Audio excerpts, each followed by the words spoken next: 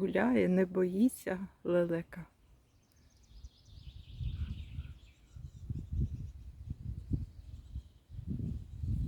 Який гарний.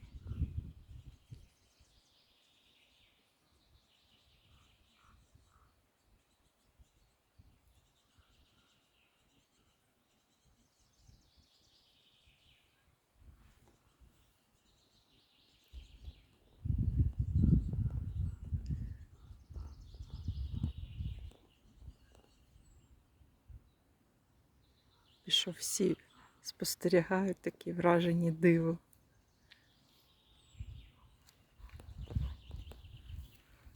Пішов потихеньку